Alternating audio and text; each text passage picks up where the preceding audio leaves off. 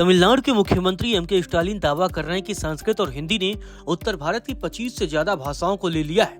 वह इसमें भोजपुरी, मैथिली, अवधी, ब्रज, बुंदेली, गढ़वाली, मगही, सरीखी भाषाओं और बोलियों को गिना रहे हैं। हिंदी विरोध की राजनीति करने वाले स्टालिन ये दावा राष्ट्रीय शिक्षा नीति के तहत लागू की गई त्रिभाषा नीति का विरोध करते हुए कर रहे हैं। वह त्रिभाषा नीति को केंद्र की तरफ से हिंदी थोपे जाने की साजिश करार दे रहे हैं। स्टालिन का ये बयान भाषाई आधार पर बांटने की कोशिश है या फिर उनके दावे में दम है? क्या सच में हिंदी और संस्कृत ने उत्तर भारत की 25 से ज्यादा भाषाओं को ले लिया है, या फिर स्टालिन का बयान नफरत और बांटने की राजनीति का उदाहरण है? क्या तमिलनाडु के मुख्यमंत्री भाषाई अस्मिता का दांव खेलकर भावनाओं को भड़काकर वोट की फसल काटने की कोशिश कर रहे हैं? चलिए आपको बताते हैं कि कैसे आखिर एम.के. स्टालिन नफरत की राजनीति बो रहे हैं। स्टालिन के बयान को समझने के लिए उनकी राजनीति को समझना होगा। द्रविड़ राजनीति के खिलाड़ियों को अगर कुछ एक सूत्र में पिरोता है तो वह है हिंदी का विरोध। इसीलिए उनमें एक तरह से यह होड़ मची रहती है कि कौन हिंदी का कितना तेजी से विरोध कर सकता है। तमिल निसंदेह प्राचीन भाषा है, उसका गौरवशाली इतिहास और समृद्ध इतिहास है। तमिल भाषाइयों को भी अपनी इस प्यारी भाषा से प्यार स्वाभाविक है, लेकिन क्या दूसरी भारतीय भाषाओं खासकर हिंदी से नफरत, हिंसा की हद तक विरोध करके ही इस प्रेम का इजहार किया जा सकता है? बिल्कुल नहीं। लेकिन दुर्भाग्य से निहित सियासी स्वार्थों की वजह से इसी भावना को बढ़ावा देने और भाषा के आधार पर बांटने की एम.के. स्टालिन अब कोशिश कर रहे हैं।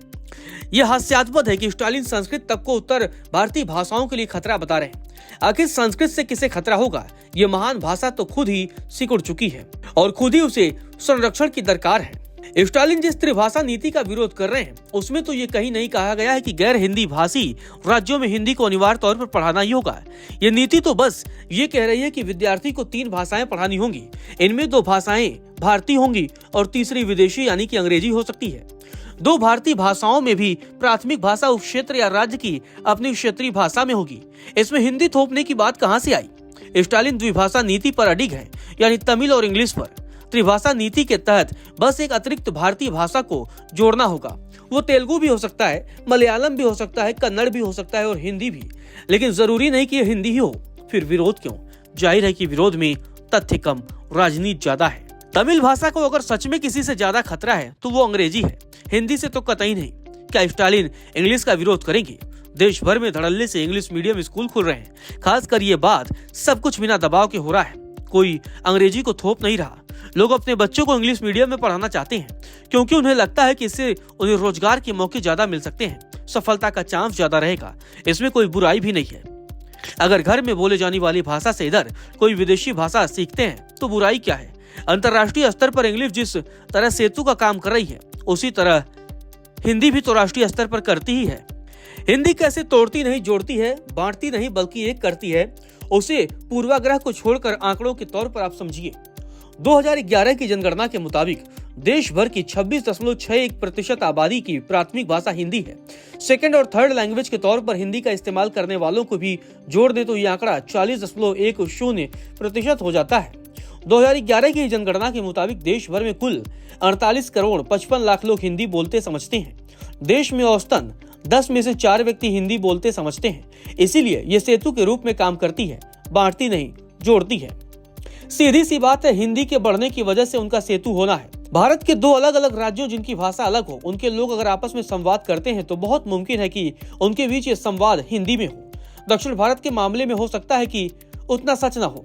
उदाहरण के तौर पर मान लीजिए कि किसी बंगाली बोलने वाले को गुजराती भाषी से बात करनी है, या सीन इसके उलट हो सकता है। बहुत मुमकिन है कि उनका संवाद हिंदी में हो, क्योंकि बंगाली बोलने वाला कोई रैंडम शख्स धारा प्रभाव हिंदी भले न बोल पाए लेकिन ठीक ठाक समझ लेगा।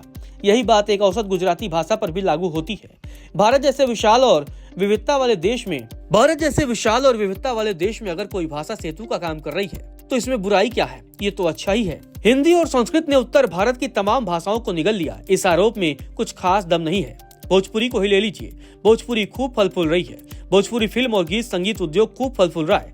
जरा सोचिए, भारत के अलावा पाकिस्तान, अफगानिस्तान, नेपाल जैसे दक्षिण एशिया के तमाम देशों में भी बॉलीवुड के गाने चाव से सुने जाते हैं, बजते हैं, लेकिन हिंदी के फिल्मों के गाने के जबरदस्त दबदबे के बावजूद उत्तर भारत के दिल कहे जाने वाले ग्रामीण इलाकों में विवाह, शादियां हों या फिर इस तरह का कोई समारोह बिना भोजपुरी गीतों के अधूरे हैं।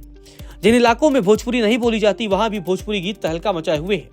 ये बात अलग है कि आजकल भोजपुरी के गाने अक्सर द्व्यर्थी होते हैं, अश्लीलता का पर्याय बन चुके हैं, लेकिन यहाँ वो विषय नहीं है। हरियाणवी गाने भी आपको यूपी, बिहार या फिर भोजपुर बेल्ट में शादी विवाह या अन्य समारोह में डीजे पर बजते दिख जाएंगे। हिंदी की वजह भोजपुरी खत्म होने का स्टालिन का दावा उनकी अज्ञानता को दिखाता है। उन्हें जमीनी सच्चाई का अंदाजा नहीं है, उन्हें तो बस केवल अपनी राजनीति करनी है।